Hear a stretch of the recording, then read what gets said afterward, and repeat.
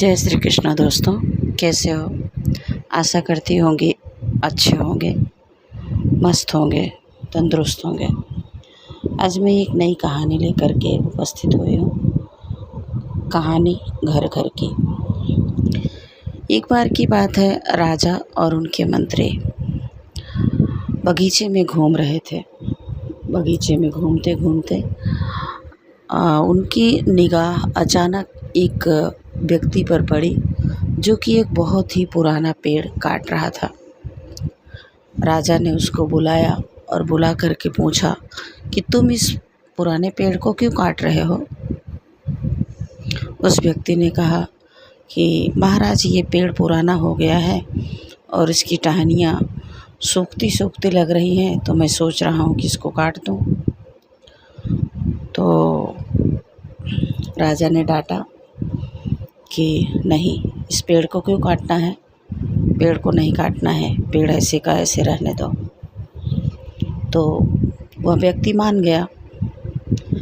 बस बातचीत ही चल रही थी कि पीछे से एक आदमी आया और उसने राजा से निवेदन किया कि महाराज, आप जो सड़क बनवा रहे हैं उस सड़क पे बीच में मेरा मकान आ रहा है और उस मकान को आपने गिराने का आदेश दिया है।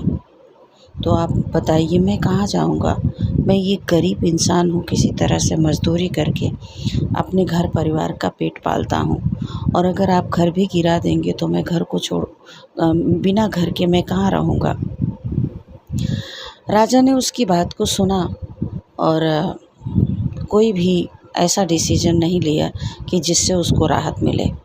उन्होंने बोला कि रोड तो बननी है, अगर जो चीज़ें पुरानी हो जाती हैं तो वो तो यूज करने लायक नहीं होती हैं, तो आपका घर रास्ते में पड़ रहा है तो उसको गिराना पड़ेगा, कोई दूसरा रास्ता नहीं है। बेचारा वह गरीब इंसान डरते डरते चला गया, क्योंकि राजा ने उसकी बात को नहीं सुना। लेकिन जो मंत्री साथ में थे, उन मंत्री को ये बात बहुत ही ख़राब लगी कि एक व्यक्ति, उसका घर गिराने का आदेश महाराज ने दे दिया है और इधर एक पेड़ काटने के लिए उन्होंने ना बोल दिया।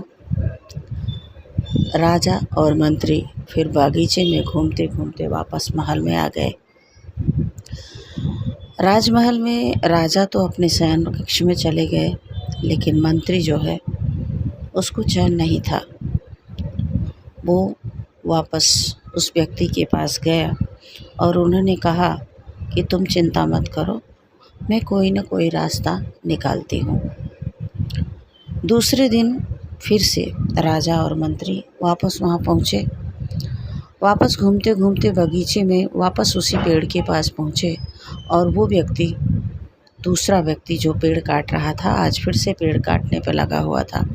राजा ने बुलाया उसको और ज़ोर से डांटा कि मैंने मना किया था कि इस पेड़ को नहीं काटोगे, तो क्यों काट रहे हो? वो बोला, महाराज, ये तो पुराना हो गया है, किस काम का है? जो चीज़ें पुरानी हो जाए तो उसको रखने का क्या मतलब होता है? इसको मैं काट दूंगा और यहाँ पर दूसरे पेड़ पौधे लगा दूंगा।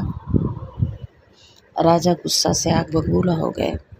उन्होंने बोला, तुमको ये सिर्फ पेड़ दिख रहा है, लेकिन इस पेड़ की एक एक टहनी, पेड़ की जड़ और पेड़ के पत्तों में मेरी यादें छुपी हुई हैं। यहाँ पर ये मेरे दादाजी ने लगाया था, यहाँ पर मेरा बचपन बीता हुआ है, मेरे पिताजी का बचपन बीता हुआ है। तो वो कितना भी पुराना हो गया है, लेकिन उसको काटना नहीं है। तुम चाहे 100 पेड़ लगाओ या 200 पेड़ लगाओ, फिर भी इस पेड़ की बराबरी वह पेड़ नहीं कर सकता। पीछे से महारानी आई और महारानी ने बोला कि नहीं, पेड़ तो कटेगा, मैंने आदेश दिया है। राजा ने बोला, क्यों पेड़ कटेगा? महारानी ने कहा कि अगर आप अपनी गरीब जनता की बात को नहीं मानते हैं तो फिर ये पेड़ भी कटेगा। राजा चौंक गए कि महारानी क्या बोल रही हैं। राजा ने कहा, आप क्या बोल रही हैं महारानी? रानी ने कहा कि आपने उस आदमी के घर को गिराने के लिए आदेश दे दिया। आपने सोचा कि जिस तरह से आपका इस पेड़ से लगाव है, ये तो एक वृक्ष है, उस आदमी का तो उस घर से उसके दादा परदादा उसके बच्चे सबका बचपन बीता हुआ है, फिर आपने उस घर को गिराने का आदेश कैसे दे दिया। राजा को ये बात समझ में आ गई कि रानी मुझे क्या समझाना चाहती हैं। राजा ने तुरंत उस आदमी को बुलाया और कहा कि तुम चिंता मत करो, मैं तुम्हारा घर नहीं गिरने दूंगा, कुछ रास्ता निकालूंगा। मंत्री ने कहा महाराज एक रास्ता है। राजा ने बोला बोलो कौन सा रास्ता है। मंत्री ने कहा कि क्यों ना हम इस आदमी के घर के ऊपर से पुलिया बनवा दें। राजा ने तुरंत हामी भर दी कि हाँ ठीक है, इस घर के ऊपर से पुलिया बनवा देंगे तो इसका घर भी बना रहेगा और रास्ता भी बन जाएगा।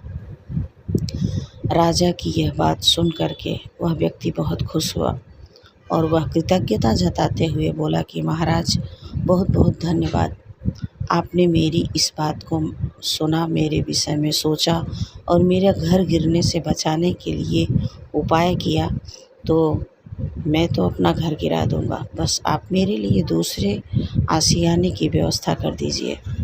महाराज ने तुरंत मान लिया कि मैं तुम्हारे लिए रहने का दूसरा घर बनवा दूंगा और इस तरह से समस्या का समाधान हो गया। तो कहा जाता है ना कि राजा की अगर मंत्री सलाहकार अच्छे हो तो राजा कितना भी बुरा हो वो अच्छा बन जाता है।